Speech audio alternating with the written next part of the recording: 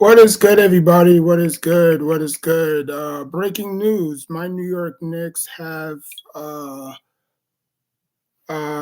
officially, if I can find my damn, uh, I'm trying to find my thing. If I can find it.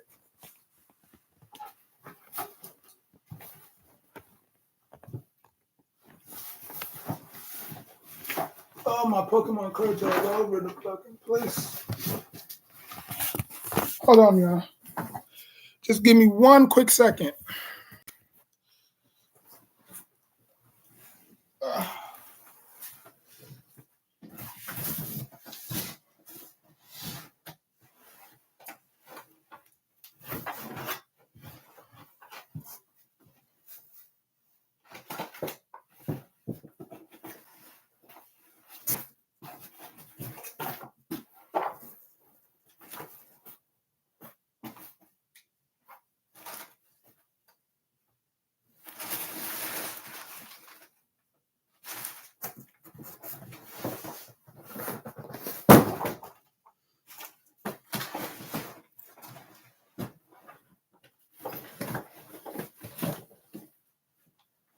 So sometimes I need to hang this shit up. Sometimes.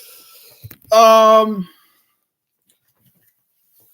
So yeah. So apparently, my New York Knicks made a blockbuster trade, um, sending R.J. Barrett, Emmanuel quickly, and a second round draft pick in next year's draft for OG Nambwe. If I butchered the name, my bad. Um, what do I think about the pick, or what do I think about the trade? Listen, R.J. Barrett.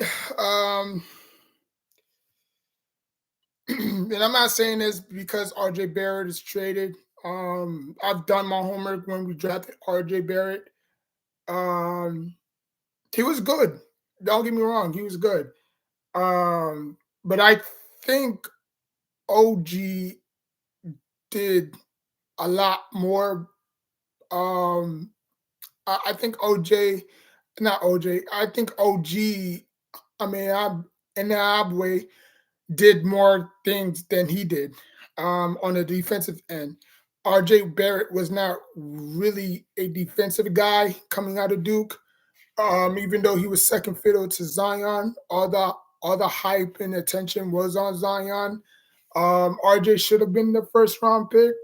But then again, Zion is Zion. So, but we did pick him third overall. And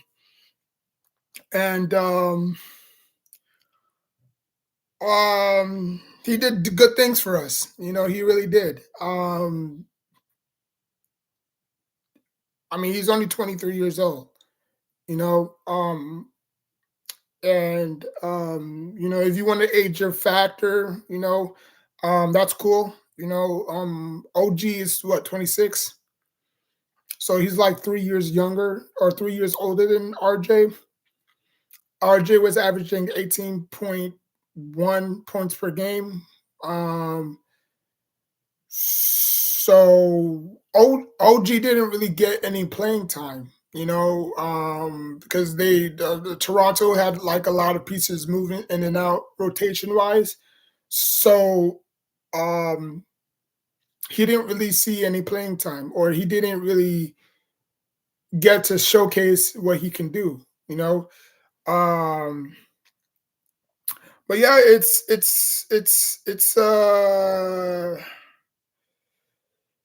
it's a shocking trade. I mean, obviously, right here, um, he averages 15 points, 15.1 per, 15.1 points per game, 3.9 rebounds a game, 2.6 assists per game, and he's shooting 48.9%. And yeah, he's only 26 years old. Um, he can play. His wingspan is 7'2". Um, he can play small forward, he can play shooting guard, he can play power forward. So he's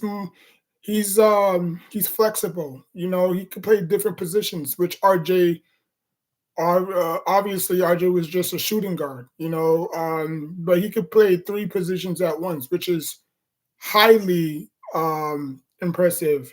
Um, so we're gonna see what uh, Yahoo Sports said. Raptors reportedly trading OG and Nabwe to the Knicks for a package that includes RJ Barrett and Emmanuel Quickly.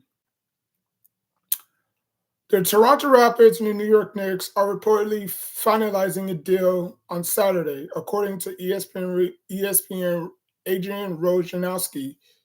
OG Anunoby Flynn, I'm just going to call him Flynn, and Precious are heading to the Knicks for a package that includes RJ Barrett, Emmanuel Quickly, and the New York Knicks second round pick in 2024, which is next year. Uh, the 26-year-old Anunoby has spent the entire 70 seasons NBA career with the Raptors. Through 27 games this season, he's averaging 15.1 points, 3.9 rebounds, and 2.6 assists per game. He was part of the Toronto's championship winning team in 2019 and was named to the NBA All Defensive Second Team in 2022 through 2023 after leading the league in steals, which RJ Barrett was not. Um, and I did my homework on OJ. I mean, on OG too. He was more of a defensive player and not really an offensive player. Um, Maybe that's something that the Knicks lacked. You know, um, Barrett, who's only 23 and Toronto native, which obviously he's going back home. So I mean, it's a win-win situation. And plus he gets to play with Pascal Siakam too. So I mean, RJ Barrett, 23, and Toronto native was the third on the Knicks in scoring with 18 points, 18.2 points. He was also averaging 2.4 assists and 4.3 rebounds per game through 26 games. Quickly, meanwhile, has been productive off the bench, averaging 15 points per. Yeah, I mean, oh man, this is a tricky pack. This is a tricky trade. I mean, you had it quickly coming off the bench. He was giving you something. Um, Man, I wasn't really expecting Emmanuel Quickly to get traded. Um, but again, Emmanuel Quickly falls in the same category as RJ. Both of them weren't a great defender, and being a great defender, if you can do it on both ends of the ball, then you're probably going to have a long, lengthy career in the NBA. But if you just laser focused on just one way, and that's offense, you're not going to last in this league. Okay, outside of obviously James Harden, um, because we all know James Harden don't play a lick of defense. Um, but look, I wish RJ Barrett and Manny Quickly the best of luck. Y'all was trashing the pick when we traded Obi Topping, right? I think that was a good move. He wasn't really getting anywhere, and now look at him. He's out of the rotation in Indiana. So I mean, I guess we dodged a bullet there, right? I think Leon Rose knows what he's doing. Knicks fans might, say, "Oh, what are we doing? We trading RJ Barrett. He was supposed to be our freaking centerpiece." It was Like we don't want no OJ, you know what I'm saying? And then that's typical New York Knicks, like they booed Porzingis. Next thing you know, Porzingis is putting up numbers. They all cheer and joy and yay, you know what I'm saying? Like it's New York, Once they hate you, you just gotta show up and show out, and then they'll appreciate you. That's how New Yorkers are. They may not like the trade, but as soon as he makes an immediate impact, they'll all forget about it. Trust me. Um, but Emmanuel quickly, I was shocked about Emmanuel quickly. I thought Emmanuel quickly was going to be safe. There was rumors that they wanted Demontre Murray, but I don't think the Hawks was going to let him go that easy. Um, so like I said, RJ is coming home. RJ is going home. I said coming home, going home. So he'll be close to home with Manuel quickly. I don't know where Manuel quickly is going to fit in this rotation. Probably he's going to come off the bench. RJ Barrett is probably going to be in the starting lineup. And then we're gonna be facing them at least 4 times a year now. Hopefully RJ Barrett doesn't, score 50 on us. You know what I'm saying? It's all business, at the end of the day. Um, but we was just lacking something, I think we on the I think right now we on a 2-game losing streak. Um, so we just needed a revamp. We just needed something that we can fall back on. Now, OJ, he's a defensive player. He kind of remind me of a young Iman Shumpert when he first came here. When he first came here out of Georgia Tech, right? We all know Iman Shumpert, very good defensive player, not good offensively. But obviously, when when he went on to Cleveland, he became more of a knockdown shooter. That wasn't really his game when he came to New York. He was more of a pest on defense. Yeah, he'll give you something on the offensive end from time to time, but not consistent. And that's what strikes me as OG. I mean, as OG. OG is more of the defensive player, like I said again. But it's going to be interesting how he fits with the New York Knicks. I'm a team guy. I've always been a team guy because players come and go.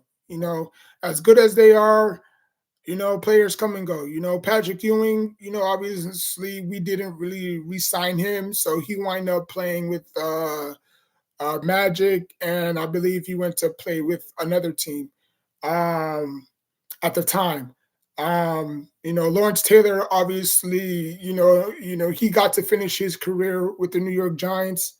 You look at baseball, you look at Babe Ruth, you know, he, like you won't see that rarely. You won't see players get drafted and play like 17 years or 18 years with the same team. This ain't Kobe. This ain't, obviously Kobe, got traded. But still, there's rumors that he wanted out of LA, but he was just too valuable, you know.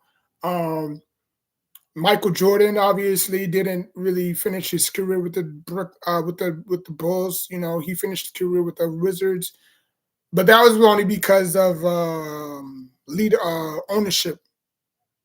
That was because of ownership business. He had to play like 82 games because that was in his contract to play all 82 games. So, but yeah, you won't see players play with the team that they get drafted.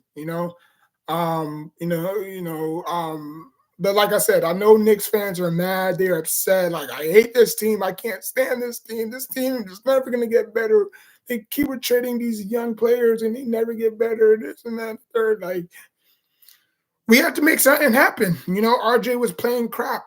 The last 2 games before these last 2 games, he was balling. But after that, he just I don't know. I don't know what happened. He just fell off. I thought he was going to get his rhythm back tonight, but it was just not it. I think he was playing. I think he was trying to play himself, or I think he was trying to play his way out of New York. Like his body language was just not there. Maybe he'll rejuvenate, or maybe he'll turn into something that we didn't see. Now that he's heading back home. Um, but I wish, like I said, I wish him nothing but the best. Him and quickly, but I'm just a team guy. Never put players first. That's the number one rule I got taught in being a fan of sports. Never be emotionally attached to players. They just gotta do. They got a job just like we do. We sit here, we boo, we cheer. They go out there, they play. To the best of their abilities. And when the time is come to get traded, or get their jersey retired, we're there. When their time is called to get traded, we're there. Whether we like the trade or not, it's not up to us. Because we're not in the meeting rooms, we're not in the practices, we're not there. We're just seeing it from a fan's perspective. You know, um, but like Allen Iverson said, like he did the best that he could. And that's the only thing we can hope for. We wish, like I said, we wish him nothing but the best. I hope when he goes back to Madison Square Garden, we don't boo him, because that's the thing that a lot of Knicks fans like to do. Like I'm pretty sure y'all didn't boo Patrick Ewing when he went to the Magic, right? So just welcome RJ Barrett with open arms. It wasn't his fault. He wanted to stay. I'm pretty sure he did want to stay. But he just wasn't himself anymore. I don't know what happened. I mean, I don't know if it's the money. I don't think they paid him. I think they paid him before the season started. I don't know if there was the money, because I know a lot of people when they get that money, they start acting fishy. They don't want to fucking play no more. Or they stop playing, or you know, you know. But yeah, we don't get no draft picks in return. I mean, I don't know the full details to it. Um, so maybe they will explain it more. Maybe we do get a few draft picks. Um, but yeah, we get a couple of players, rotational players, and then um, uh, the Raptors get two good players back in return. They get OJ Abinabi, and they got Emmanuel Quickly. Now, I don't know where a Quickly fits in that rotation. Maybe he might come off the bench.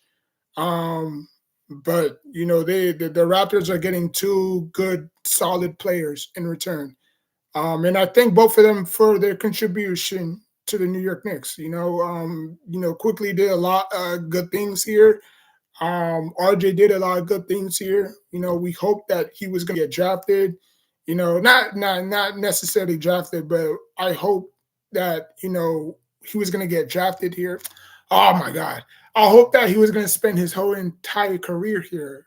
But obviously that didn't happen. And so, like I said again, a lot of Knicks fans are going to get pissed off, and they might probably burn their jerseys and say, "I'm done with the Knicks. I'm done with the Knicks. This team will never grow." Yes, the numbers say it for themselves. RJ is averaging 18 points per game. While OG is averaging 15. But the difference is, the thing is, OG can play multiple positions. That's something RJ Barrett couldn't do, right? The second thing is OG is more of a defensive player. He can he's more active on the ball, which RJ Barrett wasn't in his career when he was here. Yeah, he might get a few steals here and there, a few blocks here and there, but he wasn't a pest on the defensive end like OG is. Now again, where this doesn't fit is OG isn't a good shooter. I watched it. I watched his videos before I went on live. It was mostly, I'm not saying that he can't shoot, but he's not at the level where he needs to be. Maybe Toronto didn't really maximize his potential when he was there for a good 7 years. Um, so I don't know. I don't know. Maybe the Knicks can maximize. Maybe the Knicks can maximize his potential.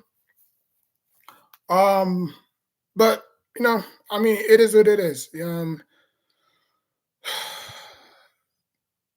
Now, will this help the Knicks moving forward?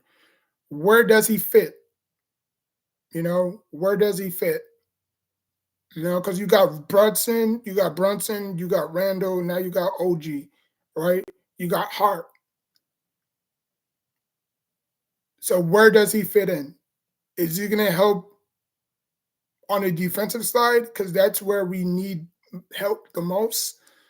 I mean, he did win he did win the championship with Toronto. He did win the championship with Toronto around 2019. So he has that championship pedigree, and that's something that we lacked, you know. Um, but I'm not mad about the pick. I'm really not mad. It's been haunting us for days. Like the Knicks are going to do something in the trade. Like we did one trade for Vinso, and that was it. But that wasn't enough. So now that we made another big trade, which it wasn't really a big trade. It's not like we got any big time names coming here. But it's mostly under the radar names, like OG. You wouldn't really expect OG to come here, you know. Um, but welcome aboard. Welcome aboard. I hope you bring a lot of energy here in New York City. I know he's from London. And then I believe he went to Indiana. I believe he went to college in Indiana. I thought he was a Duke. I thought he went to Duke. For some odd reason, I thought he went to Duke. But he went to Indiana. And yeah, he can play multiple positions. And that's something that Tibbs love. You looking at Tibbs. You look at Tibbs back when he was coaching in with the Bulls. He loved players that can play multiple positions. Luol Deng, Jimmy Butler, Taj, Joakim Noah sometimes played the four. You had Carlos Boozer. He loved not rotational players, but he loved players that can play multiple positions. Sometimes young Derrick Rose played the point, sometimes he played the guard, or sometimes he played the two. Tibbs loved players that can play multiple positions. Love him. Cat, Jimmy, when he was with the Wolves, he loved players that can get. He's a defensive guy. And Tibbs loved two things about his players. He loved players that can play multiple positions, and he loved players that can play defense, which RJ, no shot at RJ, but RJ was not a defensive player. He was not. I mean, I've seen OG highlights. This dude he has a knack for defense. Like he has that Kawhi Leonard type of knack for defense. He has that Kawhi Leonard mixed with Scottie Pippen knack for defense. So I mean, like I said, like, comment, subscribe. Until next time, take care of yourself and each other.